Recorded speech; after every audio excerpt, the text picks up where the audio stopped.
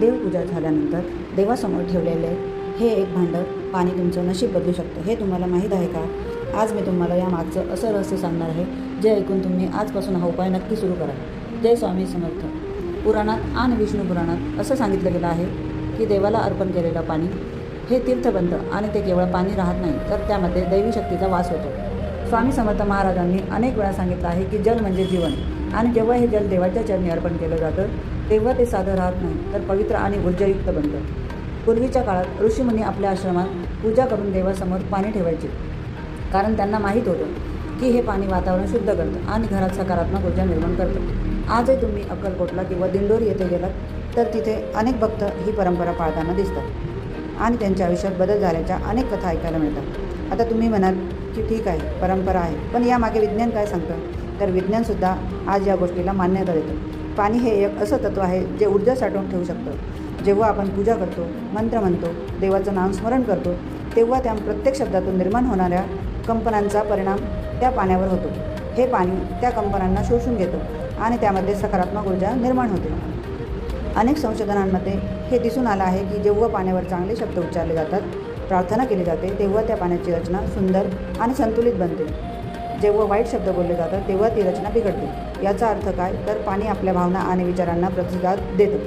म्हणूनच जे पाणी आपण देवासमोर ठेवतो ते त्या भक्तीच्या ऊर्जेने भरून जातं. आता सगळ्यात महत्त्वाचा भाग म्हणजे याचे फायदे काय होतात. सर्वप्रथम हे पाणी घरातील नकारात्मक ऊर्जा कमी करतं. अनेक वेळा आपल्याला कारण न कळता घरात भांडणं होतात, मन अस्वस्थ राहतं, कामात अडथळे येतात. अशा वेळी हे पाणी वातावरण शुद्ध करून शांतता निर्माण करतं. दुसरं म्हणजे घरात सुख आणि समाधान वाढतं, कारण त्या पाण्यातील सकारात्मक ऊर्जा हळूहळू संपूर्ण घरात पसरते.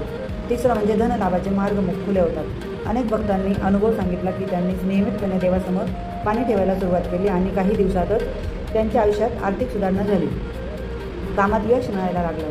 चौथं म्हणजे आरोग्यावरही याचा चांगला परिणाम होतो, कारण हे पाणी शुद्ध आणि ऊर्जायुक्त असल्यामुळे शरीराला सुद्धा फायदा होतो. पाचवं आणि खूप महत्त्वाचं म्हणजे पितृदोष निवारण्यासाठी हे पाणी उपयोगी ठरतं. जेव्हा आपण हे पाणी श्रद्धेने अर्पण करतो तेव्हा आपल्या पूर्वजांना शांती मिळते, त्यांचे आशीर्वाद आपल्याला मिळतात. स्वामी समर्थ म्हणतात की जिथे श्रद्धा असते तिथे कृपा नक्कीच होते. आता तुम्हाला प्रश्न पडेल की हे नेमकं कसं करायचं?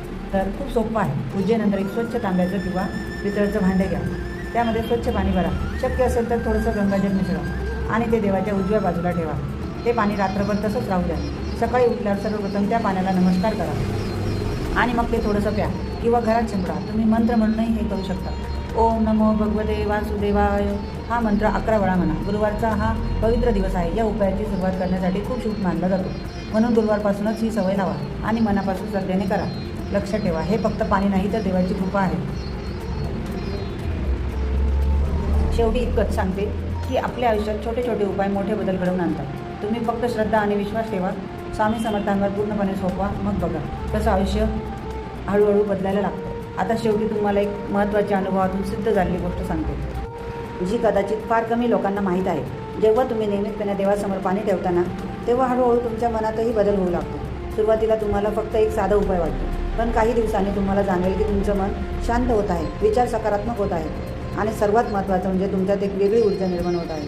अनेक वेळा आपल्याला असं वाटतं की आपल्यावर काहीतरी अडथळे आहेत, काही काम होत नाही, किती प्रयत्न केला तरी यश मिळत नाही.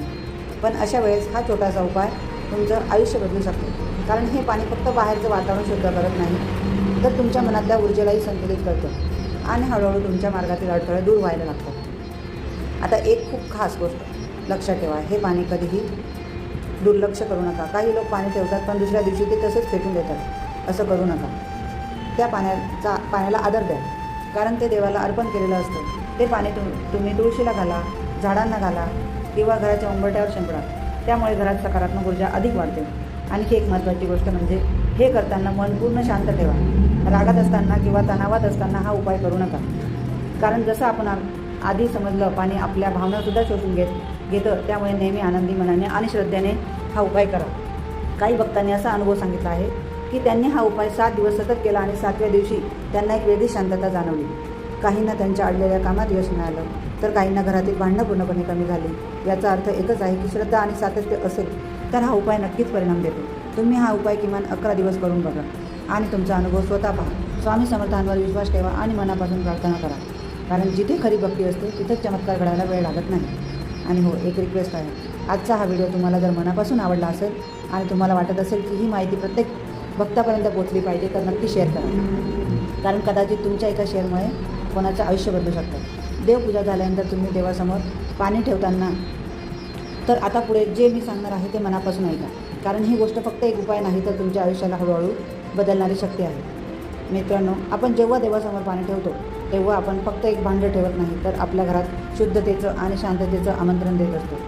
पाणी हे फक्त शरीरासाठी नाही तर मनासाठी औषधासारखं काम करतं आणि म्हणूनच संतांनी जलाला खूप मोठं स्थान दिलं आहे. स्वामी समर्थ नेहमी सांगतात की जसं मन शांत तसं जीवन सुंदर, आणि हे शांत मन तयार करण्यासाठी अशा छोट्या छोट्या गोष्टी खूप उपयोगी पडतात. जेव्हा तुम्ही रोज नियमितपणे देवासमोर पाणी ठेवता तेव्हा नकळत तुमच्या आयुष्यात एक शिस्त तयार होते आणि ही शिस्त तुमचं भविष्य घडवते.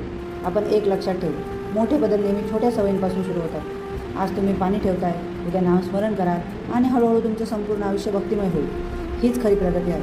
आता एक खूप महत्त्वाची गोष्ट समजून घ्या, जेव्हा घरात नकारात्मक ऊर्जा वाढते तेव्हा आपल्याला काहीच समजत नाही, पण मन चिडचिड करत, कामात मन लागत नाही, घरात विनाकारण तणाव वाढतो. पण जेव्हा तुम्ही देवासमोर पाणी ठेवता तेव्हा त्या पाण्याच्या माध्यमातून एक शांत वलय संपूर्ण घरात पसरते आणि हळूहळू वातावरण बदलायला लागतं. मन शांत होतं, विचार स्वच्छ होतात आणि निर्णय घेणं सोपं होतं. म्हणूनच हा उपाय इतका प्रभावी आहे. आणखी एक गोष्ट लक्षात ठेवा, हे पाणी म्हणजे देवांशी संवाद साधण्याचा एक सुंदर मार्ग आहे. जेव्हा तुम्ही पाणी ठेवता तेव्हा मनात हळूच बोला, स्वामी समर्था, माझ्या घरात सुख शांती ठेवा, माझ्या मनातील भीती दूर करा आणि माझ्या प्रत्येक पावलावर तुमची कृपा राहू द्या. ही छोटी प्रार्थना खूप मोठं काम करते, कारण देवाला मोठ्या गोष्टी नको असतात, त्याला फक्त तुमची खरी भावना हवी असते. म्हणून हा उपाय करताना कधीही घाई करू नका. शांत बसा, डोळे बंद करा आणि फक्त स्वामींचं नाव घ्या. जय स्वामी समर्थ, जय स्वामी समर्थ. तुम्हाला जाणवेल तुमचा श्वास शांत होतो, मन हलकं होतं आणि आतून एक वेगळीच ऊर्जा तयार होते. हीच ती दैवी शक्ती आहे.